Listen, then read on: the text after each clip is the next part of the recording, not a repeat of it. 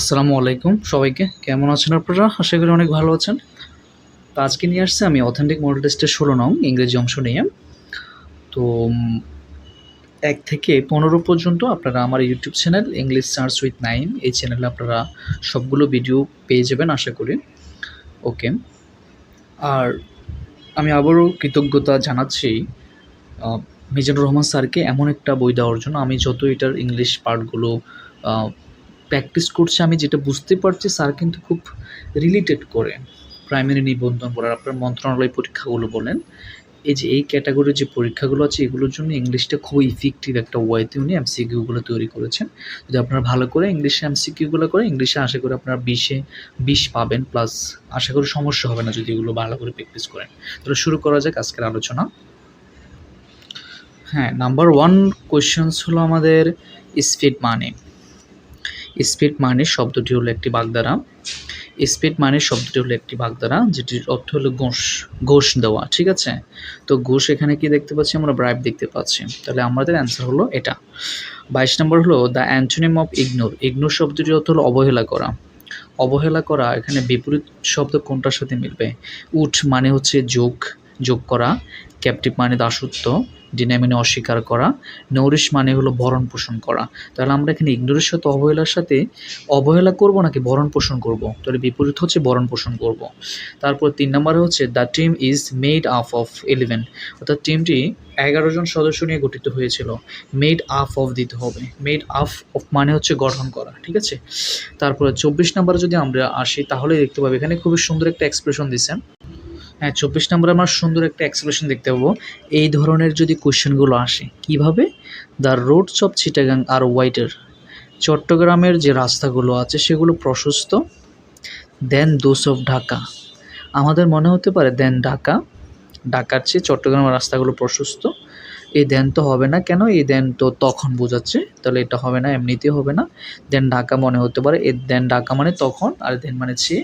ক এবং ঘ আমাদের অ্যান্সার হতে পারে। আমরা এই যে দোজ অফ যদি থাকে তাহলে সেটা অ্যান্সার করব। আপনি দেখবেন যদি একটা জায়গা থেকে যদি অন্য জায়গায় কি হতে পারে, যদি তুলনা বোঝায়, এই ধরনের সেন্টেন্সগুলোতে আমরা দেন দোজ অফ দেব। দ্য রুটস অফ চিটাগাং আর whether then those of Dhaka. ঠিক আছে? তো তাহলে কী হচ্ছে, ঢাকার রাস্তাগুলোর চেয়ে চট্টগ্রামের রাস্তাগুলো হলো প্রশস্ত। এই ধরনের তুলনা বুঝলে আমরা দেন দোজ অফ নিয়ে আসবো। ওকে, তাহলে আমরা 25 নং কোশ্চেন্সে দেখি। Don't cast aside this book you dash. Don't cast, এই বইগুলোকে তুমি সরাইয়া বিভিন্ন ধরনের ভাবে এলোমেলো করে ফেলো না, নিক্ষিপ্ত করে ফেলো না। আমি অর্থ লিখে রেখেছি।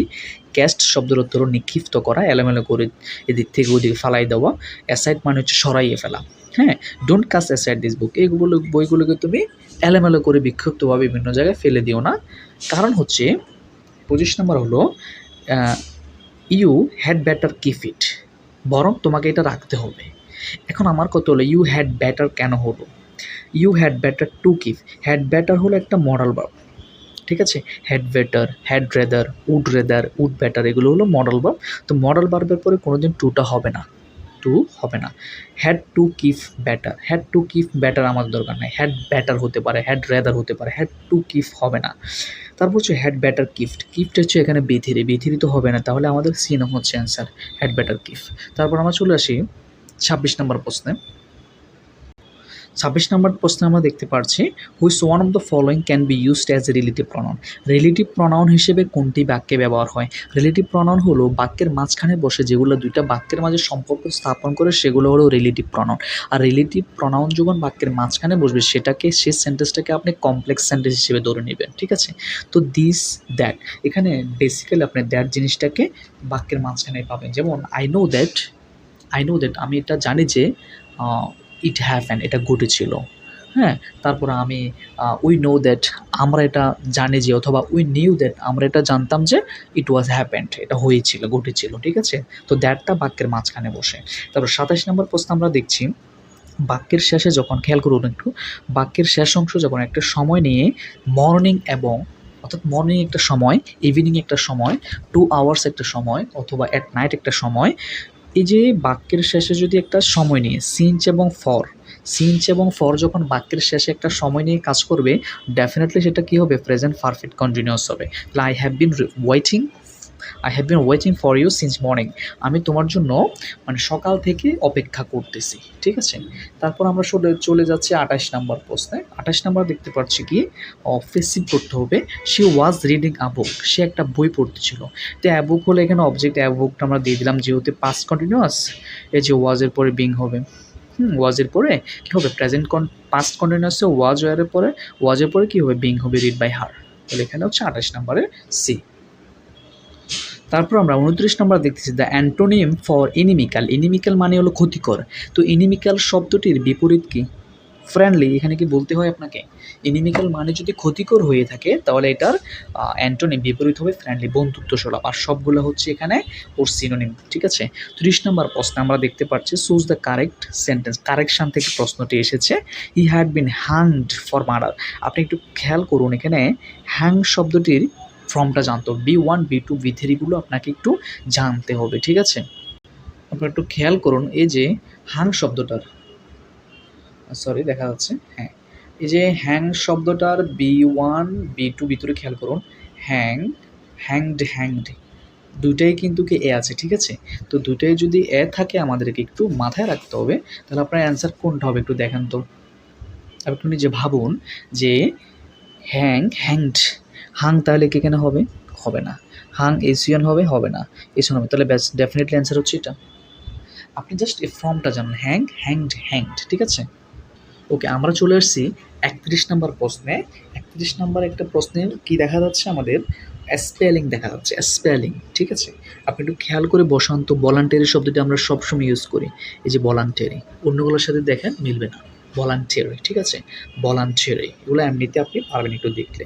When a person Sage he is all in, it means he is all in, এটার মানে কি, আপনি এই জিনিসটা জানতে হবে, এই জিনিসটার অর্থ কী। অল ইন মানে সর্বশান্ত হয়ে যাওয়া, একবারে ক্লান্ত হয়ে যাওয়া, ঠিক আছে। সে ক্লান্ত হয়ে গেছে, হি ইজ ভেরি টায়ার্ড, নাকি he is very he has arrived, সে পৌঁছেছে হবে, হি ইজ ফিনিশড প্যাকিং, সে প্যাকিং শেষ করেছে হবে, হি হ্যাজ গট এভরিথিং, সে সব কিছু পেয়েছে হবে। হি ইজ অল ইন মানে হচ্ছে সে সর্বশান্ত হয়ে গেছে, সে টায়ার্ড হয়ে গেছে, ঠিক আছে। আমরা 33 নম্বর প্রশ্ন দেখেন। 33 নম্বর প্রশ্নে কী লেখা আছে, the tea is too hot that I can not drink it. অর্থাৎ চাটি সো দ্যাট আছে এখানে, চাটি এতই গরম যে আই ক্যান নট ড্রিঙ্ক ইট, আমি এটা পান করতে পারিনি। অর্থাৎ সো দ্যাট যদি থাকে, দ্যাট থাকলে এটা হচ্ছে কমপ্লেক্স। এখন সিম্পল আপনাকে করতে বলছে ওরা, সিম্পল দেওয়া আছে, সিম্পল যদি করতে হয় আপনাকে অবশ্যই এটার ফর্মটা জানতে হবে, ঠিক আছে। তো আপনি একটু ফর্মটা খেয়াল করুন, ফর্মটা কী দেওয়া আছে এখানে। এখানে আপনি জাস্ট একটা স্ট্রাকচার মাথায় রাখুন, টু, প্রথমে টু তারপর টু, ঠিক আছে। তো এবার দেখেন টু কোনটাতে আছে, এটাতে আছে, তারপর এটাতে নাই, তাহলে এটা আপনি কেটে দিব, তারপর এটাতে আছে, এটাতে না, কেটে দিব। এখন দেখেন প্রথমটাতে টু আছে, এটাতে টু আছে। এখন দেখেন এই যে যদি সিম্পলে টু থাকে, কমপ্লেক্সে সো দ্যাট হবে, কম্পাউন্ডে ভেরি এন্ড হবে। আমি নর্মাল একটা আপনাকে করাই দেখাই, খাতায় করে দিচ্ছি একটা বড় করে। এই যে দেখেন একটা বাক্য লিখেছি আমি, তো দেখেন এই যে সো আছে, দ্যাট আছে, আমরা দেখে বুঝবো এটা কিসে আছে, কমপ্লেক্স আছে, ঠিক আছে। এখন আমি যদি সিম্পল করতে চাই, বুঝেছি, এই যে হিটা নিয়ে আসবো, হিটা নিয়ে আসার পরে আমি জাস্ট একটু এই যে ভার্ব বসাই দিলাম, তারপর এখানে টু বসাবো, সোর জন্য কি বসাবো, টু বসাবো, হিজ টু, তারপর সোজা এটা দিয়ে দিব উইক, তারপর দ্যাটের জন্য দিব আমি টু, ঠিক আছে। তারপর জাস্ট এখানে ক্যানটা আমি দিব না, জাস্ট ভার্বটা বসাই দিব, হ্যাঁ, he is so weak that he cannot walk, just হিটা হি বসাই দিব, ইজ বসাবো, সোর জন্য টু বসাবো, উইক যেমন আছে আমি বসাই দেবো, দ্যাটের জন্য টু বসাবো, এখান থেকে জাস্ট ভার্বটা নিয়ে দেবো। এখন কম্পাউন্ড করতে গেলে কী হবে, এটা কম্পাউন্ড করতে গেলে same, he is just too, সোর জন্য হচ্ছে very, is very weak and he can not walk, দেখা যাচ্ছে না, হি ক্যান নট ওয়াক, এটা ছিল আমাদের।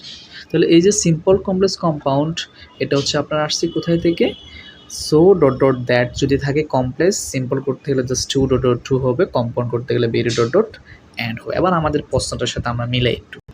এবার দেখেন আমি কিন্তু অলরেডি 2টা কেটে দিছি। এখন too dot dot to drink আছে। এখন আমাদের অ্যান্সার হবে ফর মি দিয়ে হবে। কেন ফর মি? এই যে এখানে সাবজেক্ট পার্সন আছে, ফার্স্ট পার্সন আছে, ফার্স্ট পার্সন থাকার কারণে জাস্ট এখানে ফর মিটা চলে আসবে। নইলে কিন্তু অ্যান্সার ছিল এটা, নইলে কোনটা ছিল? অ্যান্সার ছিল এটা, that is too hot for me to drink. ব্যক্তিবাচক যখন আই হয়ে যাবে তখন আমরা ফর মি দিয়ে দিব।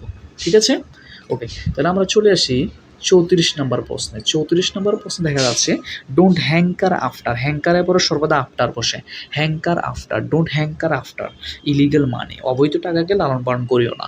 35 নম্বর হচ্ছে ফাইন্ড আউট দ্য উডম্যান, এটা প্যারেন্থেসিস, প্লুরাল হবে কি? প্যারেন্থেসিস। 36 নম্বর আমরা দেখতে পাচ্ছি you would succeed if you tried again, if you tried again. আমি ইফের রুলগুলো অনেকবার বলেছি। ইফের অংশ যদি ফার্স্ট ইনডিফিনিটিভ, পরের অংশ would could might be one হবে, সেম। ইফ ইউ ট্রাইড যদি হয় would could might be one হবে। 37 নম্বরে আমরা দেখতে পাচ্ছি দ্য ওয়ার্ড মিনেসিং শব্দটির অর্থ হলো ভয় প্রদর্শন। তো মিনেসিং শব্দটি দ্বারা কী বোঝাচ্ছে? মিনেসিং শব্দটি দ্বারা ভয় প্রদর্শন হলো সতর্ক বোঝাবে, এনকারেজ মানে উৎসাহ, প্রমিজিং অস্পিসিয়াস অস্পষ্ট, এগুলোর সাথে মিলতেছে না। মিনেসিং মানে ভয় প্রদর্শন, তাহলে অ্যালার্মিং হবে। 38 নম্বর প্রশ্নে আমরা একটা ন্যারেশন দেখতে পাচ্ছি, যেটাকে ইনডাইরেক্ট করতে হবে। একেবারে সোজা খেয়াল করুন, হি সেড টু মি, ঠিক আছে, হি সেড টু মি, সে আমাকে বললো যে মে ইউ হ্যাভ ওয়েলথ, মানে আল্লাহ তোমার কী করুক, ভালো স্বাস্থ্য দান করুক, ভালো স্বাস্থ্য দিক বা ভালো রাখুক। ঠিক আছে, এখন 38 নম্বরে আমরা যদি একটু ভাবি যে মে থাকলে হচ্ছে অফটেটিভ সেন্টেন্স মানে দোয়া, তো সেটটুর জন্য আমরা কী নেব? উইস্ট নেব। উইস্ট, দেখেন এখানে উইস্ট আছে, এখানে সেটটা এমনি বাদ দিয়ে দিব, উইস্ট আছে, ওকে। উইস্টের পরে কী নেব? মি নেব, মি আছে, দ্যাট দিয়ে দিব, ঠিক আছে। তারপরে ইউটা হলো কে? সেকেন্ড পার্সন, সেকেন্ড পার্সনের পরিবর্তে অবজেক্ট অনুযায়ী আই আছে সবগুলো, দেখেন। এবার মে থাকলে মাইট দিব, মে থাকলে শুড কী হবে? খ নম্বরও বাদ গেল, মাইট হবে। তারপর এখানে দেখেন আপনি হ্যাভ থাকলে, এখানে হ্যাভ থাকলে কি চেঞ্জ করতে হবে? না, মে থাকলে মাইট যেহেতু করছি, হ্যাভ থাকলে চেঞ্জ করতে হবে না, ওখানে কিন্তু বি2 দিয়ে দিছে, আমরা এটাও বাদ দিয়ে দিব। তারপরে আছে কয়টা? হ্যাঁ, ঘ নাম্বার। তারপরে আমরা দেখতে পাচ্ছি শুধু 4 নাম্বার বাদ আছে। আপনি এভাবে যদি একটু চিন্তা করে করেন তাহলে আপনার জন্য এক্সপ্লেন করেন তাহলে আপনার জন্য সহজ হবে। তারপর আমরা শেষ পর্যন্ত চলে আসছি, আমি শেষ করে দিতে যাচ্ছি, আমি 10 মিনিটের মধ্যে শেষ করতে যাচ্ছি, বাট হচ্ছে না আসলে। টু রাইজ ওয়ান্স ব্রোজ, এটা হলো সারপ্রাইজ। এটা কি? টু রাইজ ওয়ান্স ব্রোজ, এটা একটা ভাগধারা, এটা কি ইন্ডিকেট করছে? বিস্মিত ইন্ডিকেট করছে, বিস্মিত হয়ে যাওয়া, সারপ্রাইজ করা। তারপর they have no control, they have no control over their children, তাদের সন্তানদের উপর তাদের কোনো নিয়ন্ত্রণ নাই। তো এই ছিল আমাদের আজকে মডেল টেস্ট 16 নিয়ে আলোচনা। যদি আপনাদের ভালো লাগে অবশ্যই ভিডিওটাকে প্রচুর শেয়ার করবেন। আমার 1 থেকে 15 পর্যন্ত সবগুলো ভিডিও আমার ইউটিউব চ্যানেলে আছে এবং মেজরিটি% ভিডিও প্রাইমারি শিক্ষক নিয়োগ অ্যানালাইসিস গ্রুপটাতে আছে। আমি সবগুলো ভিডিও দেওয়ার চেষ্টা করছিলাম, বাট অনেকগুলো কেন জানি আপলোড হয় নাই বা বেশি লেংথি হওয়ার কারণে আপলোড হয় নাই। আমি 2-3 বার করে চেষ্টা করছি, সবগুলো আপলোড হচ্ছে না গ্রুপে। তো আমার ভিডিওটা যারা দেখছেন অবশ্যই ইউটিউব চ্যানেলে সবগুলো পাবেন, আর আমি সবগুলাই ভিডিও গ্রুপে দেওয়ার চেষ্টা করি। ঠিক আছে, তো আশা করি পাশে থাকবেন, ভিডিওটা প্রচুর শেয়ার করবেন। শেয়ার করলে যদি সবাই ইন্সপাইরেশন পাওয়ার মাধ্যমে কিন্তু আমি ভিডিওগুলো বানাচ্ছি শত ব্যস্ততার মাঝেও। ঠিক আছে, ধন্যবাদ সবাইকে। আসসালামু আলাইকুম রহমতুল্লাহ। আর আরেকটা কথা হচ্ছে অবশ্যই সাবস্ক্রাইব করবেন, করার পরে বেল আইকনটি ক্লিক করবেন, দেন হচ্ছে একটা লাইক করবেন। যেহেতু আমি এই সেক্টরে নতুন এসেছি, যদি আপনারা ইন্সপিরেশন পাই বা আমার একটু উৎসাহ পাই তাহলে অবশ্যই কাজ করার আগ্রহ অনেক বাড়বে। ধন্যবাদ সবাইকে। আসসালামু আলাইকুম রহমতুল্লাহি ওয়া বারাকাতুহু।